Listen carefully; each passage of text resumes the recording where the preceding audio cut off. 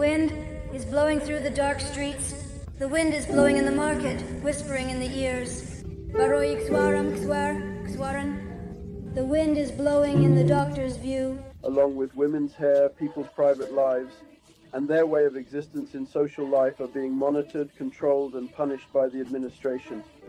You see an incredible number of police. Maybe in every square you see 400, 500 people in these terrifying outfits that resemble robots. They have rifles and so on in their hands.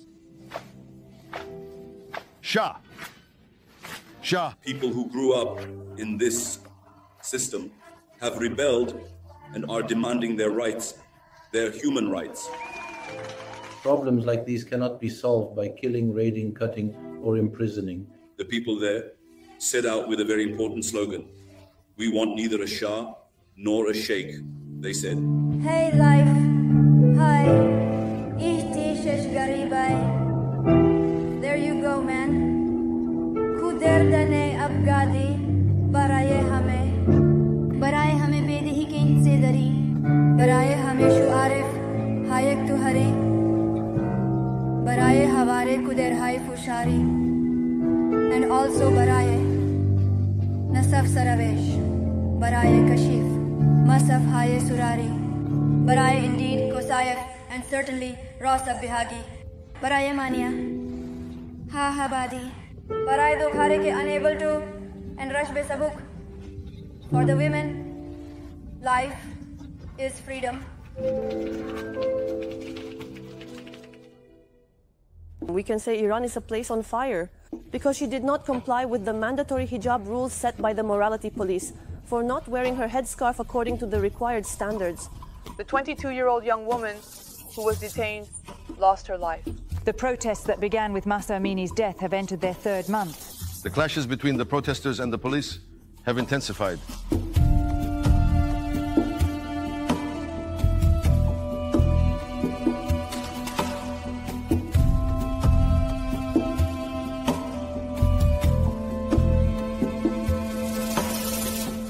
Applause and shouting. In Mahsa Amini, this accumulated anger over the years, this mistreatment, this impactful behavior reached a breaking point. It started right there, from that very point. And those slogans, the issue of women, life and freedom, emerged after the incident with Mahsa Amini.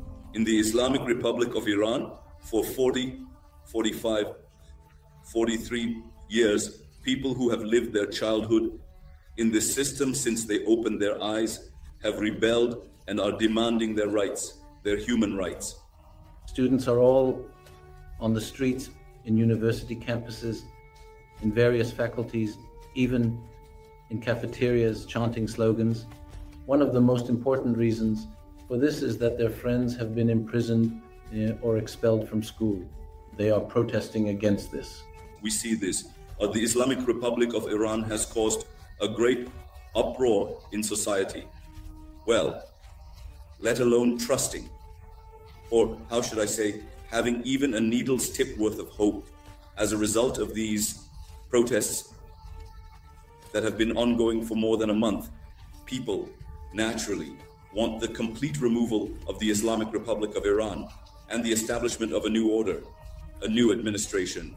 We are currently witnessing very critical scenes on the streets of Iran. But when you get on a bus, a metro, a taxi, or when you're waiting in line, buying bread or buying fruit, you will clearly notice how much distance has opened up, how deep the gap is between the Iranian people and the authorities.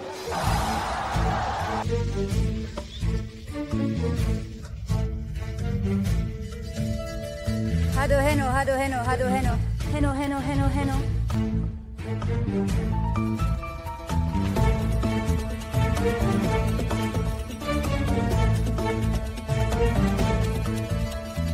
The first Pahlavi era had already ended, and during the second Pahlavi era, Mohammad Reza Pahlavi was in power. However, we were faced with a total revolution against him. Especially the last year before 1979, was of course the final straw that broke the camel's back.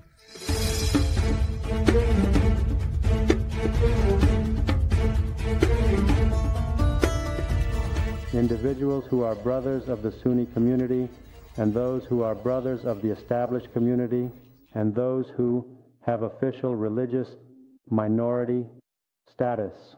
Certainly, all of them are undoubtedly included in the Constitution, and Islam is for all of them. Ayatollah Khomeini was talking about tolerance. He was saying that he would be tolerant towards all groups from all segments, those who are not Islamic, meaning those who do not adopt his perspective, those who do not adopt his ideology, towards women, towards workers, and towards leftist segments with different ideologies. And of course, politically, he was saying that their work would contribute to the country's interests and the country's dynamism. There were the discourses of the 79 Iranian Revolution. There were slogans: freedom, equality, independence. The Islamic Republic of Iran has seriously failed with the slogan of freedom and equality. Initially, he was saying that the mullahs and the mullah segment, that is, the clergy class, the Shia clergy class, would not be involved in politics in any way. But after 1979, he did exactly the opposite and did it in a very bloody manner.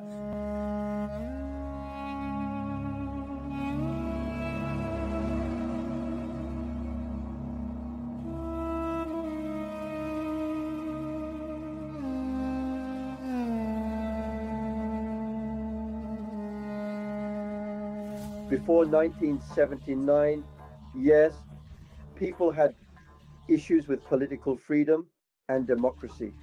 Today, along with political freedom and democracy, freedoms in the cultural and social fields have been stripped of their value, along with women's hair, people's private lives, and their way of existence in social life are being monitored, controlled, and punished by the administration. After 1979, Ayatollah Khomeini's first decree, his first order, was directed towards the veiling of women. Of course, with a faint voice, because he wasn't very powerful at that time. The system was not yet established. He couldn't govern as he wished. But of course, his first task was the veiling of women, first, in institutions, organizations, and ministries. But in response to this, women in Iran, especially in Tehran, initiated a large-scale protest. Freedom is the continuation of the grave of prayer and the essence of our existence, a beacon of hope and resilience, guiding us through the challenges of life and the trials we face. The Iranian constitution is a sexist constitution. The constitution very clearly ignores women, marginalizes them, and takes away many of their rights. In the Iranian constitution, women cannot be leaders, cannot be the head of the judiciary. It is impossible for women to hold certain positions according to the constitution. In other words, the constitution has taken away many of their rights.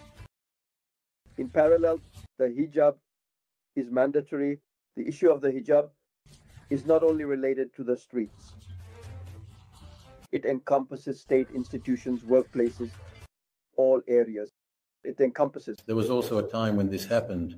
When the morality police caught a woman, they would say she has nail polish color on her nails. 1, penalty. 2, there is lipstick on her lips. 3, the skirt she is wearing is above the knee. 3 centimeters. I don't know. It became 50 centimeters above, and so on. 4, her legs are visible between her socks and pants from below. 5, so there was such a punishment. There are also various ethnic groups. You know, there are Baruch, Kurds, Turks, Arabs, Loggers, Mazins, and Giliks. Various ethnic groups are living in their own geographical regions. However, in no way do they have cultural rights related to their own languages, mother tongues, or political rights by carrying their own identities. As a state, it is not a state that has achieved its goals. Ideologically, it has gone bankrupt. And the society no longer believes in the ideology it belongs to. Let's start from here.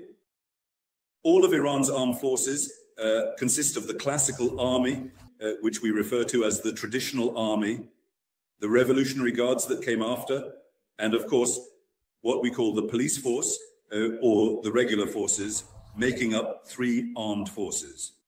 All of these are directly subordinate to Ayatollah Khamenei. Ayatollah Ali Khamenei is legally, according to the laws in Iran, a person to whom all authorities, institutions, and organizations can appeal and who is under his command. In Iran, there are actually internal regime or state disagreements, and there are very serious differences. However, these disagreements are not aimed at regime change. In other words, they want the continuation of the Islamic Republic of Iran, but they want it to continue with a bit more democratization.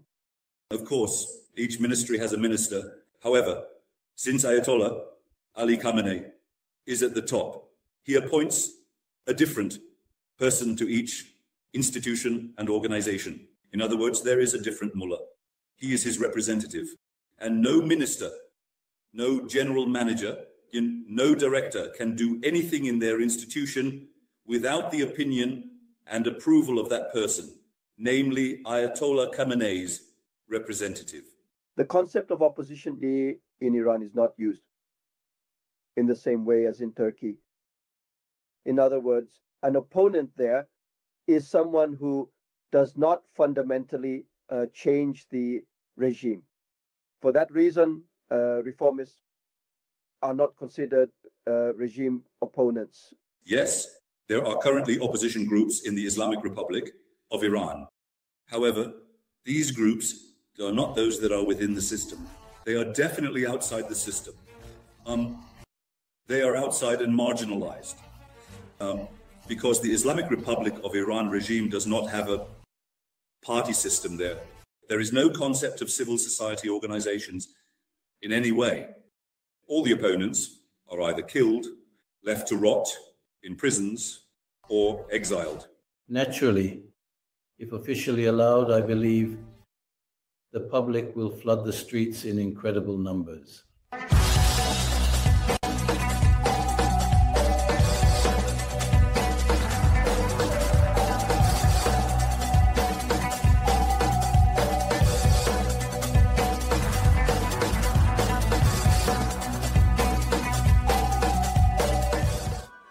We see that the relationships with the mullahs are changing. They are taking down the turbans of the mullahs. They are establishing the scientific madrasas that excite the mullahs. You know, there is a turban on the mullahs' heads. An event is happening these days. It's called Imam Pirani. That is, young people come from behind and throw the mullahs' turbans with their hands, or throw them in the trash, or push them. And in a way, they are humiliating them. Today in Iranian society, secularization and worldliness are significantly on the rise. The relationships with religion have changed, and the relationships with the religious state have changed. The desire for a secular and laic state has almost spread throughout the entire society. They want religion to be completely separate from politics, a system that fully centers on human rights within democratic norms and is human-focused. And within this, of course, you see there are hundreds of deaths and thousands of arrests. We are talking about over 20,000 detainees. There are 2 different Irans, before and after the death of Mahsa Amini.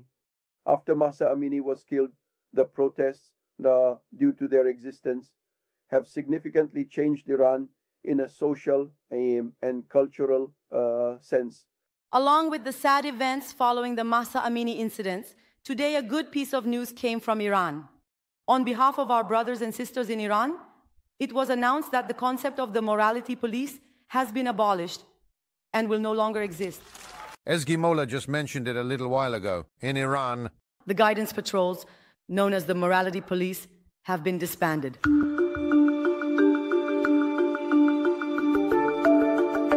This is what everyone is talking about these days. After the morality police were gathered and disbanded, will the protest decrease? I think the clear answer is no. According to what we've heard, if we pay attention to the slogans being chanted, they want more than that. They are saying that they no longer accept this. On the other hand, the government has declared the headscarf as its red line. They have said they will never give up on the headscarf. The other side has realized this. So, if the headscarf is removed, it is a step back for them. The closure of the guidance patrol does not mean the closure of the morality and security police, because the jurisdiction of the morality police and security police is not limited to the headscarf. There are many areas beyond the headscarf that are included, because according to the Islamic Republic, drinking alcohol, gambling, LGBT, and many other things already fall into the category of crimes. And all these areas of crime fall under the jurisdiction of the morality and security police. So the closure of the guidance patrol, its closure does not mean that the morality police have been dissolved, or that the morality police will no longer monitor social life. I am talking with some of my students. They say, we call it muhajirbe. With my students who wear headscarves, I ask, why do you support your friends? If you wear a headscarf, they want the headscarf. They say, teacher, we chose this believing in it, the headscarf. They also have a right. The right to choose, the right to make a choice. I choose this too. But unfortunately, those above do not think this way. They say, if the headscarf goes, Islam has gone. For example, Mahsa Amini was killed because a bit of her hair was visible. Currently, we can see women walking without veils in Tehran and some other cities. They can walk freely. And this is actually one of the freedoms women have gained during the protest process. And this is important. But whether this will continue and in what way it will continue, all of these are matters of doubt. For example, in the streets, parks, in quiet places like these, where there are no police, in schools, in workshops, everyone who doesn't want this unwanted headscarf is already taking it off. Now they are taking it off too. Such a paradoxical situation is occurring.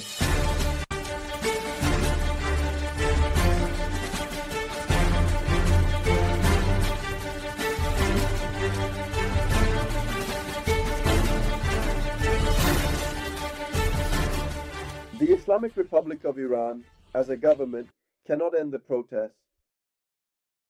There seems to be no possibility of ending them. Now, within this framework, as of today, the protests have not reached a power capable of overthrowing the Iranian regime. For this reason, we currently have two forces in front of us that cannot defeat each other.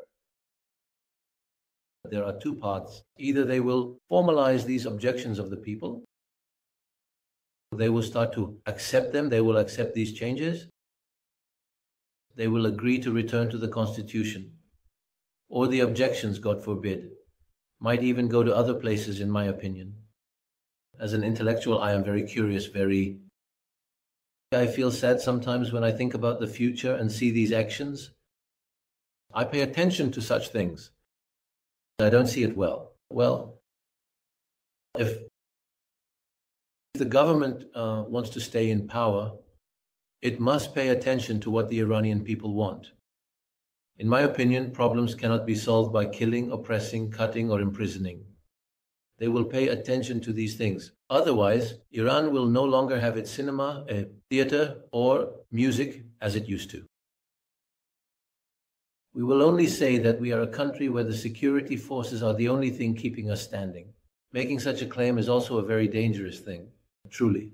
As long as the Iranian constitution does not change and the regime in Iran does not change, the problems of women will not be solved. Therefore, the protesting women are acting with this awareness. The people there, they set out with a very important slogan, and they are still, they continue to chant. They say, we want neither a Shah nor a Sheikh. This is, of course, an indication of the society's level of development to some extent. Based on this, I see the future of Iran, although I see it as somewhat complicated socially in the long term, perhaps in the medium and long term. It is necessary to view it positively if a higher synthesis is formed by looking at different models around the world.